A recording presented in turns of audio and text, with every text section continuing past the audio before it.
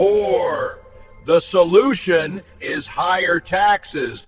Hey internets. So recently in the United States, a couple of socialists have won mayoral elections. You may have heard these two names spouted in the news: Zoran Mamdani in New York City and Katie Wilson in Seattle. And what's relevant about this is that these recent events have proven that the greatest threat to Western society isn't some clueless blue-haired woke-toid shouting into a microphone during some anti-bad guy squad demonstration, that the Western developed world needs to import infinity plus a billion refugees and supply them with infinity welfare and infinity free housing, and that we are to accomplish this task somehow without actually changing welfare into a voluntary system or doing anything to address the zoning laws in regards to housing construction, and of course by doubling down on the laws that violate freedom of association instead of abolishing them or addressing the ballooning national debts. And then of course these same people wonder why inflation is so high, why public trust is at an all-time low, or why housing is so expensive, and why the welfare system keeps failing. Those people are definitely a big problem. Thinking you can give infinity people infinity free stuff are definitely an issue, but it's time we really look at the root cause of the problem. What's really going on in their noggin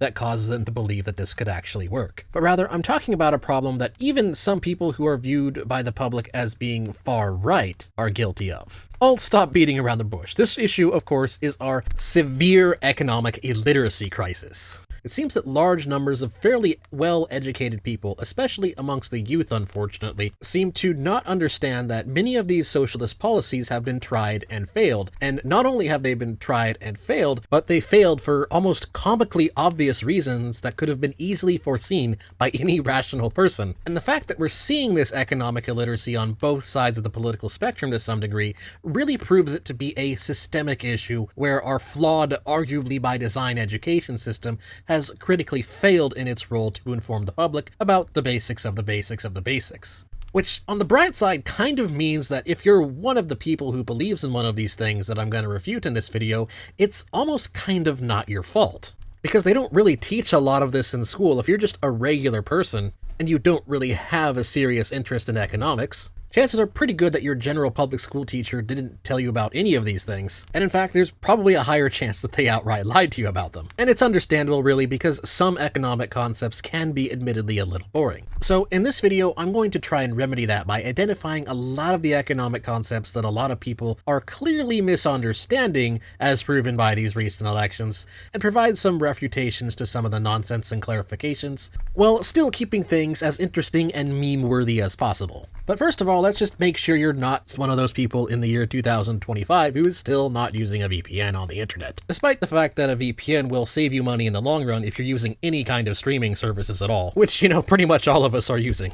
And so, this video's sponsor is private internet access. A lot of people unfortunately still don't quite understand why you need a VPN while using the internet. And it's often the same old fallacy of thinking that if you aren't doing anything wrong, then you don't need privacy. Yeah, no. This mentality will trap you in the mindset that it's perfectly fine for government and hackers to be able to effectively stand behind your back and watch everything you are doing. The reality is, whether it's those hackers trying to steal your identity, your credit cards, your passwords, and other personal data, or the surveillance state or copyright trolls, a VPN remains the best way to protect yourself from these problems at a cost that is significantly less than the danger of using the internet unprotected. Private internet access solves the problem for you by using RAM-only no-log servers and top-of-the-line encryption to mask your IP online and stop potential bad actors from stealing your info. Not only are they a top-quality VPN, but their app is stable, user-friendly, and available on all of your devices without limitations. PIA also comes with excellent downloading and upload speeds, tons of security features, and one particular favorite is that it is very streamer-friendly. They have servers all over the world you can choose from, and many of them are optimized for Netflix, Hulu, Amazon Prime, HBO Max, Disney and Paramount Plus, etc., etc. And you can use PIA to unlock the geo-restricted content on streaming services, allowing you access to a much wider variety of movies and TV shows. It is also very affordable. If you use my personal link in the description below, you can get private internet access now for 83% off at only $2.03 per month, plus 4 months free, and all covered with a 30-day money-back, risk-free guarantee. Seriously, it's a good VPN, get it. Anyways, before really refuting anything, I would like to start this off by giving you all a basic cheat code that will allow you to understand a lot of economic concepts. In fact, most economic concepts, really, simply by fully and completely understanding this. Which is that when it comes to the power dynamics of trading, there's actually kind of a true dichotomy in it. There are only two ways you can really get people to do something or give you something you want if they don't feel like doing so. You can either force them to do so by using power, or offer them a reward for voluntary compliance. That's pretty much it. You're doing one or two of those things. You're either punishing people or rewarding people for giving you what you want. Or trade, as we like to call it. There really isn't much of a magical third option to this. You can try and use things like guilting people into doing what you want, but honestly that's also a concept that falls under power because it only works if you have power. Or at least some kind of intellectual authority gained by first going through this dichotomy. So if you truly understand this, if you realize that it's either power or voluntary association, and you truly, fully get all of the things that this fact implies, then again, congratulations, you now understand most of economics. And what's nice about this cheat code is that you won't just start to kind of understand economics the more you think about it and the more you realize what it implies, but you'll also understand why certain economic concepts are the way they are. Which, hilariously enough, truly getting this will eventually even put you a cut above a lot of well-educated economists. Because one problem with standard economics education I've seen is that a lot of it focuses way too much on the what and not enough on the why. For example, you can go to college and study things like stochastic discount factor, which is a moderately complex economic mathematical concept that tries to help you determine the true value of an asset by discounting how its cash flow is expected to go in the future. Now, what makes it somewhat complex, aside from just the math, is that of course the cash flow is variable. And what I often see is economics majors, they'll somehow walk out with their degree understanding concepts like this, but having no clue at all why it happens. Which is weird because you just consider this basic dichotomy, it becomes kind of obvious. Trade in regards to quote unquote what people want and what rewards people will accept in order to fulfill their desired outcomes in the future is subjective over time. People don't always want the same things, and so naturally over time there will be variability. It's not actually possible to be 100% accurate. And thus from that, you will come to the realization of why you need logic to truly understand economics. You can't just simply memorize a lot of mathematical formulas and leave it at that. A lot of economic models will help you and they'll usually be right, but when they're wrong, people just kind of turn into flabbergasted monkeys. And so that's why you need the Austrian school of economics to truly get what's going on. And that's just one example of something that you'll eventually figure out if you fully and truly understand what it implies by the fact that you can either trade with punishment or trade with reward. And you'll also kind of start to understand the basic problem with government intervention. Like for instance, this tweet from Elon Musk. The reason government programs are so inefficient is that unlike a commercial company, the feedback loop for improvement is broken because they have a state-mandated monopoly and can't go out of business if customers aren't happy. No matter how bad the service is at your DMV, sorry to pick on DMVs, you still have to use your DMV because it's a monopoly. Although me personally, I'm not sorry at all. The DMV sucks, and it's always annoying to go there. But seriously though, this tweet from Musk is really just rooted in understanding of the trade dichotomy. Because government programs are based on power and forcing people to do things, rather than the voluntary side of trade, it can keep going even if people don't like it, and so inefficiencies don't get improved on, and thus government programs are doomed to eventual inefficiency. No matter how well designed they are from the get-go, the fact that it's based on power means they don't have that voluntary component, and so there's no real incentive to fix things when crap goes wrong. And so that's your basic cheat code. Just remember this dichotomy, remember that trade is either voluntary or it's not, and you'll become capable of, just from a logical basis, being able to see through a lot of really stupid commie propaganda. Which then brings us to our first lie that is fueling our economic illiteracy crisis. And that is this lie of neo-socialism. Socialists in the modern day clown world want people to think, and they've unfortunately kind of successfully gotten this propaganda to the younger generation, including sadly my own generation, the millennial generation, that there's some kind of new spin on socialism that's going to make it totally not fail this time. That socialists have learned from the past and there's this new, hip, trendy, scientifically accurate way to do socialism and have a fair and free economy and have it finally work for the common man. And so the theories behind socialism have finally been perfected, the flaws have been ironed out, it's totally going to work this time, guys, and it's going to be great. Hence why I call it the lie of neo-socialism, that there's something new that we just haven't thought of yet that's gonna be better. And indeed, this is one of those things where if you understand that cheat code I gave you, that dichotomy of trade, you realize that no, there's nothing new they're really offering here at all. Because the thing is, it's not some ubiquitous, just general socialism that's the issue, but rather the problem is that they're proposing policies that are rooted in punishing the producers while rewarding the consumers. That's what the whole free stuff dance they offer is really about. And so when you look look at their policies, you realize that they're really just a bunch of things that have actually been tried and failed. There's nothing really new here. Like Katie Wilson has proposed increasing taxes on quote-unquote the rich to fund government-subsidized housing and a citywide capital gains tax, while Mamdani has run on rent control, even rent freezing, and free public transit and government-run grocery stores. All of these are policies that have been tried and failed. They don't work. There's nothing new here. It's just now being sold to us by people who are slightly younger, in their 30s and early 40s, rather than just old Bernie climbing out of his chair to tell us that the solution to government corruption is, of course, somehow more government. Yeah, no, it's the same crap. Government-subsidized housing doesn't work because it's inherently inefficient, it doesn't really make the housing that people really want, and of course it ignores the real problem behind the housing crisis, which is poor zoning laws, which create an artificial monopoly on land, and thus artificially lowers the supply of housing. This is kind of a silly midwit meme that's out there. A lot of times midwits will come up with a bunch of silly ways to solve the housing crisis without increasing the supply of housing, and they're wrong. Every time this has been tried, it has resulted in low-quality housing produced at a lower rate than a free market policy would have created. And what's interesting is combining this with a capital gains tax. What happens with this is that it creates something known as a lock-in effect, which is where someone has an asset that has a gain on it, a capital gain, so something's increased in value, but they don't want to realize the gain, and so this actually disincentivizes trade. And there's a lot of examples of this, but you know what one big one is? The housing market. When you have this kind of tax, it actually hurts the housing market by encouraging people, or companies even, to sit on properties forever instead of actually selling them to people. Again, kind of obvious when you push the logic of understanding the trade dichotomy to its logical conclusion, but we also have empirical understanding that this doesn't work from past happenings. For instance, when the Taxpayer Relief Act of 1997 came out, it raised the exclusion rate of capital gains tax from $125K to $500K. And the result was that a lot of older people were more willing to move and sell their houses, and thus incentivizing the trade of housing more, and thus incentivizing more housing construction on the free market side of things, because they were no longer being punished for doing so. Now, of course, Katie Wilson's proposal, if you look into it a bit more, it shows that it excludes real estate. So this wouldn't happen, right? I mean, she's only planning to target stocks, bonds, and sales and other financial assets other than housing exceeding $250,000. Woo! So housing is safe, right? Well, no, because here's the problem. There's tax incidence to also factor into this. It's not really possible to predict who exactly is going to pay the penalty for a tax. You end up with second and third order effects on the market. And so if someone doesn't want to sell a stock, then they also might not want to buy a house.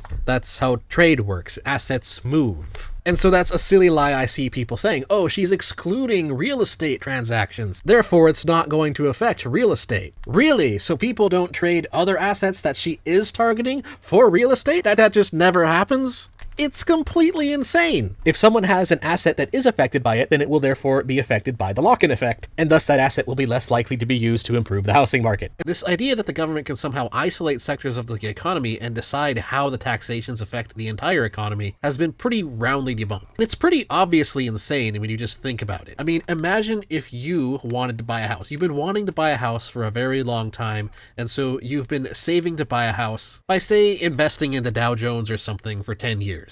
Now imagine the government passing a law that taxes your gains from this stock investment of yours by about 50% or so. And then imagine some socialist midwit coming up to you and telling you, with a straight face mind you, that the government taking away your gains from the stock market will have no effect on your choice of whether or not to buy a house, or where to buy a house, or what house to buy, because the capital gains tax doesn't target the housing market. I mean, just wow.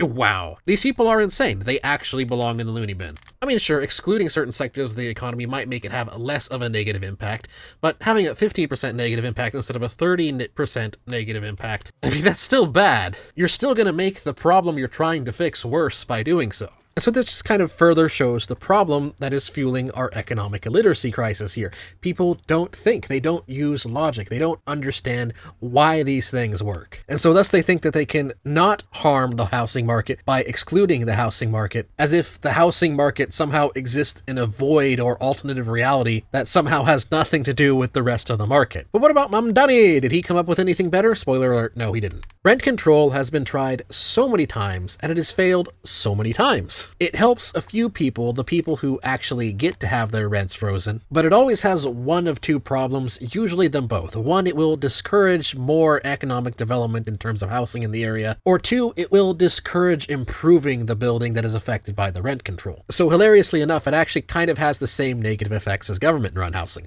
because you're again forcing people to have that price with the threat of punishment. And so the net effect is that the people who get it for that price, they obviously benefit, but the rest of the market suffers. This has been tried over and over and over again, and Mamdani, from what I could look up, is not proposing any kind of significant, amazingly different way to do it. Or how about free public transit? Now, that's where the problem of subsidizing the consumer while punishing the producer really starts to take effect. Because the issue with making something quote-unquote free is that it doesn't actually resolve the scarcity of that thing. It does not magically increase capacity or increase the supply of it, and so with the price factor signal removed, there's no real reason to ration it. People start to overconsume it. And so demand for it gets really high, leading to either A, overcrowded, crappy buses, often filled with a lot of people who haven't really thought out their transit options very well. And of course, you end up with jank bus schedules because a lot of times they won't be able to get new buses in time, since they don't always know exactly how much they need, since they've, again, taken away the price signal by making it quote-unquote free. And so then instead, they just punish the productive, because of course they have to pay for it somehow, and usually the standard scam here is to just tax the rich, which I've already done an entire video on why taxing the rich actually just ends up taxing everybody, and that's just the tax incidents I mentioned earlier. But interestingly enough, again, going back to that cheat code I gave you earlier, if you know that people don't like being punished, which I mean, congratulations, if you understand that, you are a basically rational human being. No, really, you'd be surprised at how many people don't get that one. Anyway, people will often do things to avoid the punishment, or kind of shift things around, or change their incentives, or in other words, they'll want to compensate for the loss caused by the punishment. And so this often leads to them being less willing to part with other assets, thus leading to increased prices and reduced trade. In other words, it negatively affects the whole economy. So it's not actually free. The whole city pays for it. Even if you claim that you're only gonna tax the billionaires to pay for it. Well, no, that problem is always eventually going to spread into trade into other sectors of the economy, and thus it won't just affect the billionaires. But since this isn't immediately obvious, it doesn't really fix the problem that there's no price signal behind something that's quote-unquote free. And so people just keep overusing it, and bureaucracy causes it to become more and more inefficient, and the quality of the public transit thus takes a nosedive, which then, hilariously enough, people will actually start paying to get back into their own cars and avoiding the public transit because they don't want to deal with the crappy quality caused by making it free. And then lastly, there's government-run grocery stores. And spoiler alert, no, there is no new, magical, newly figured-out socialist way to make these finally work. Yes, they've been tried in the past, and they have failed. Now, if you don't know, a government-run grocery store, they're often created in places that they deem a food desert because a private grocer will shut down, which, spoiler alert, there's usually a reason they do that. And these grocery stores will, of course, often have heavily discounted prices, subsidized, of course, by the taxpayer. But the big issue with them is that, in terms of socialist programs, if you want to give people free food, or at least heavily discounted food, government grocery stores are the dumbest way to do it. It's actually significantly worse than SNAP program. Because the SNAP program, yes, it's inefficient because it's giving people free food, but at least they have to buy it from a private grocer, and thus the funds at least go back into the economy. And so while there are problems with it, it's not the worst it can be. And yet government grocery stores come in and try to solve a problem by just not understanding the problem, and thus thinking that the problem with the government is that there isn't enough government. Because another thing with government programs, because they're always fundamentally rooted in power in some way, even when it's a grocery store and there is some kind of voluntary exchange at the checkout stand, it's still subject to the bureaucratic rule of three. And so, of course, the result is that the store is always going to be run poorly. And so these grocery stores always end up losing money. I think the silliest example was Erie Market from Erie, Kansas in the past. This is one where the private owner of the store retired, and so the city bought it from him. They ran it poorly because it consistently lost money, and so they ended up selling it back to the private sector. And another issue with these kind of grocery stores is that sometimes the problem is just very high crime and high theft, and so that's why the store leaves. And the unfortunate reality is that crime and theft isn't necessarily always caused by socioeconomic factors. There's a lot of other factors at play. And so they bring in the government-run grocery store, but they don't really think to address why the crime is happening. Like, for example, one government-run grocery store in Kansas called Sunfresh. People were investing millions into this thing. The reason it had to come up was because there was a food desert created by grocery stores leaving due to theft. And so then this government-run grocery store comes in and also gets destroyed by theft. Absolutely brilliant. Class act. Except this time, they also stole from the taxpayer as well. And Mamdani, he's just proposing more of this in New York City. It's not gonna get better, and it's also just kind of completely unnecessary. The private sector already does a good job of running grocery stores. Every time the government tries it, they ruin it, because again, the price indicators aren't there anymore, and so it's just a big waste of time. And when you look behind the scenes, what you're really seeing is it's all just the same old equity propaganda. We need these stores because there's food access equity. And what these socialists are doing is they're trying to fix that problem without understanding the problem. And what's weird is that plenty of people have called out Mamdani and Wilson over how these policies aren't really gonna work, which interestingly enough brings me to the second major lie, which I guess the best way to call it is the anti-economics conspiracy theory, because of course economists, even mainstream economists, have come out against Mamdani's policies and explained why Wilson isn't really doing anything new. It's not gonna work, it didn't work before, they haven't changed anything, there is no neo-socialism, and yet these words fall on deaf ears. And the reason for it, as I found out, is that there's this really weird distrust of economics that's kind of been spreading throughout the populace. And it's based on some really dumb fallacies. That may sound a bit weird, so let me give you an example to show you what I'm talking about. This X post right here that I replied to. Why Mamdani would be bad for struggling young New Yorkers, explained by a 67-year-old billionaire who lives in $22 million estate in Dallas. And of course, the problem is the argument he was giving was just basic economics. So yes, this guy is unironically implying that he's wrong simply because he's rich. And this actually ties into kind of a greater conspiracy theory that the reason most economists, or people who study the economy logically in some way or form or another, generally reach the conclusion that the free market is a good thing. A lot of socialists especially seem to think that this is some kind of a plot or gaslighting tactic, or that economists are all being paid off by the rich to essentially preach free market economics. And as much as I hate it to label something a conspiracy theory, because of course calling something a conspiracy theory doesn't automatically make it wrong. In this case it makes sense because socialists seem to believe this despite overwhelming evidence to the contrary. For example, the Mises Institute, which is probably the economists who have the greatest level of free market approach to things, or the Austrian school, they actually have a lot less funding to them than most other schools of economic thought. Which just kind of immediately puts a wrench in the idea that we're all being paid off somehow or have some reason to support the free market that is a bit more nefarious. And another problem with the reasoning is you'll notice that a lot of times there are rich people who support socialism, and the rich who do support socialism are often those who got rich through purely luck, like being handpicked as a Hollywood manufactured star or something, or just inherited their wealth. Those are the ones that are most likely to be socialists and have authoritarian ideas on the economy. It's generally the self-made rich people, the ones who actually did well, who will explain economics to you and explain why the free market is good. Whereas if this conspiracy was true, I would honestly expect the opposite of this. But of course, the biggest problem just comes back to logic. A lot of economics really just confirms what the Austrian school already logically figured out is true. For instance, going back to the cheat code I mentioned earlier, understanding that trade is either voluntary or not will help you reach a lot of those economic concepts simply by yourself, simply by thinking about it and reaching the logical conclusions by yourself. And so really, this is the equivalent of someone saying that 2 + 2 = 5, and the only reason that we're always saying that 2 + 2 = 4 is because elite mathematicians are engaged in a mass gaslighting conspiracy to hide the truth from the people about how 2 + 2 = 5. Which I guess, in a way, that kind of makes sense if you put yourself in the shoes of someone who's just completely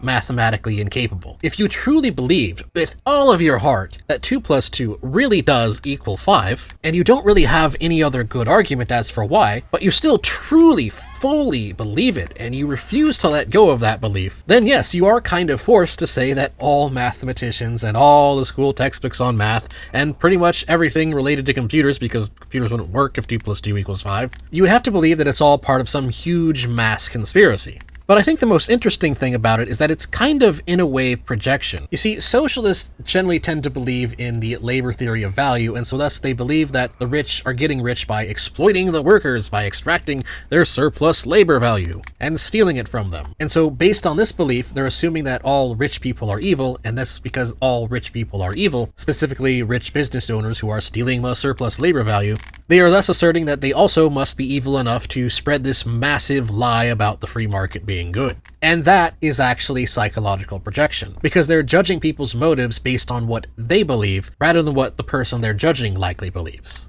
I've seen this kind of bad reasoning in theology debates before. For instance, I saw a Christian apologist who, I guess, believed that he was talking to an atheist, use this typical argument, which, by the way, this is a bad argument. If you're a Christian, don't use this argument. If you ever get into theology or apologetics, do not use this argument. It's very bad. And anyway, he said that, oh, the only reason you don't believe in God is because you must hate God. And the problem is he was actually debating a Muslim, and I just didn't realize that. And so the Muslim replied, well, actually, I think you're the one who hates Allah because you reject Muhammad's word. And of course, they were both wrong, especially since technically Yahweh and Allah are the same person, but whatever. The core problem of the reasoning is that the reason someone doesn't believe in a certain thing isn't because they hate that certain thing, it's because they just don't believe in it. They haven't seen enough evidence to believe in it. And so the reason a Christian isn't a Muslim isn't because they hate God, it's because they just don't believe that the Quran is the word of God, for whatever multitude of reasons led them to conclude that the Bible was a better source of truth. And likewise, the reason a Muslim is not a Christian isn't because they hate God, it's because for them the opposite is true. They have seen various reasons and whatever that have led them to believe that the Quran is true. And of course, if it was an atheist, the reason an atheist doesn't believe in God isn't because they hate God. I mean, you can't really hate something you don't believe in. It's very ridiculous anyways. It's just because they haven't seen proof that God exists. They don't think there's enough evidence to believe it, for whatever reason. But the point is, the fallacy here is just projection. They're taking what they believe and projecting it on other people, and taking what motives they would have for believing something and projecting it onto their opponent. So for instance, a Christian might tell himself, oh, I believe that the Bible is the word of God, and so to them, if they were to stop following the Bible, they believe that the reason they would do that is simply because they wanted to sin, or they hated God, or something like that, because that's what they believe. And when it comes to understanding other people's beliefs and other people's motives, a lot of people seem to forget that that's actually really terrible reasoning. It's extremely solipsistic. And that's pretty much what socialists are doing in this one. They're just projecting their idea that rich people are lay evil, exploiting lay workers who are lay innocent victims, and therefore because they are lay evil, and the only reason, at least in the socialist minds, they would do that is because they are lay bad, well then, they must also be bad enough to engage in this mass gaslighting conspiracy, and all rich people are just lying to you about the economy, so that they can keep exploiting workers and extracting their surplus labor value. And of course, it's nonsense. It's very dumb. And this kind of then immediately jumps into the third lie, which is, I guess we'll call it the regulation lie. A lot of times, market authoritarians who want the government to control something, they will always point to rising costs that are negatively impacting citizens and the poor, and therefore the government needs to jump in and help. And this, of course, comes with it tacked with a very simple lie, which is this idea that regulation reduces the prices. And the problem with it is it's usually only true in the short run, if it is ever true. In the long run, we actually have pretty solid data showing that this is just not the case. In fact, this one I'm not really going to spend much time on because it's pretty easy to refute if you just look at this graph right here. Price changes of consumer goods and services. And we see hospital services at the top have gotten over 200% more expensive in the last 20 years or so. The next is college, tuition and college textbooks, medical care, childcare, food and beverage and housing. And then things that haven't changed much are new cars, household furnishings, clothing, and then things that have gotten for the most part cheaper, things like software, toys, cell phone services, televisions, etc., etc. And if you know your regulations, then you might immediately notice a problem here. All the things at the top are things that are very heavily regulated, especially medical care, childcare, food, and housing, or just general hospital services, of course. And so we're seeing that regulation actually just consistently makes the market it attacks worse. Which, again, remember the cheat code.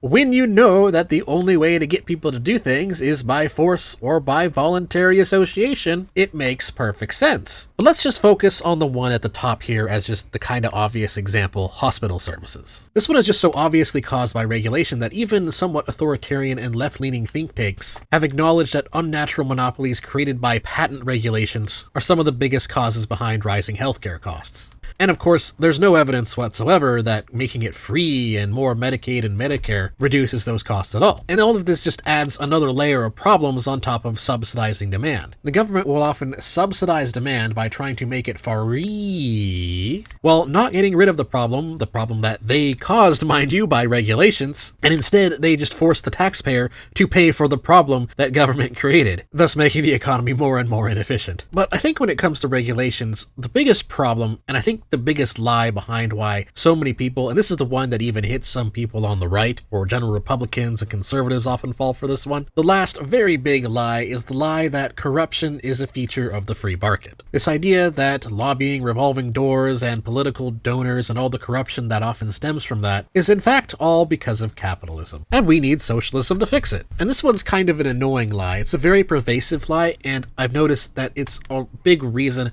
behind why so many people are turning to socialism, which is insane because when you actually understand it, you realize that this corruption is actually a function of socialism and authoritarian policies and has absolutely nothing to do with the free market. And the issue at hand seems to be that you have to kind of understand multiple components of economics and how things work, and you have to understand them all simultaneously to truly be able to see through this lie. It's very obviously a massive and insanely stupid lie when you finally get it. It actually might be one of the most obvious things wrong, at least from my perspective. But that's because I've kind of autistically studied a lot of this stuff, and it's only when you really get things does it become apparent. Now, the long answer, I've actually done an entire video on. It was a Refuting Bread 2 episode where I was going over second thought. But here's a short answer. Here's the simplest way I could possibly explain it, and I must once again resummon the cheat code. Remember how transactions in trade negotiation are either voluntary or they are not? This is pretty much a true dichotomy that lies at the heart of true economic understanding. Well, ask yourself this. Why is it when a corporation or a rich person tries to bribe a politician through whatever various means of bribery, whether in a illegal way or by exploiting some legal loophole, which most of them do, doesn't really matter which one, why are they doing that? And the answer comes from the fact that they have correctly identified that what government really does is that it just moves value around without producing. It is essentially a non-productive class. If trade was voluntary, if people truly wanted something that was coming from the government, they would fund it voluntarily. And so when they're bribing the government, they are always bribing them from a standpoint of wanting the force side of the true dichotomy. In other words, they're just hiring a hitman. And so this kind of then brings us back to the whole tongue-in-cheek humor on Bernie Sanders, the government is corrupt and the solution is more government. But another way to put it is that the hitman is doing evil things, and the solution is to give the hitman more guns and allow the hitman to do more evil things. And if we do that, then the hitman will prevent people from hiring him to do hitman things. Yeah. And socialists have really done a very good job obfuscating this. They often don't want to admit the fact that their economic ideas really only have the praxis of force, and thus they are the ones that are at fault for this nonsense. If you want to reduce corruption, the reality is the only way to do it is by having an economy and a society that values voluntary trade over the force. So you either reduce the number of hitmen or get rid of the hitman entirely, and that's really pretty much the only thing you can do. The opposite side of this, like say in communist China, they haven't gotten rid of the hitman. In fact, in China, it's even worse because in China, the hitman and the person who would be hiring the hitman are one and the same person, because that's what happens when the government starts taking over private enterprise. And so that's why the idea that you're going to fix this with socialism is completely insane. When you get rid of the free market, all you're really doing is just allowing the government to consolidate more power and consolidate more wealth in hopes that the hitman will just do the right thing out of the goodness of his heart. Which, spoiler alert, is just not a thing. Anyways, that's all I have to say for this one. Thanks for watching. Please like, share, comment, and subscribe. And if you like my content and want to support me, you can do so on Ko-Fi, Subscribestar, or by buying some merch, or again by checking out this video's sponsor, Private Internet Access. Thanks again for watching. That is all.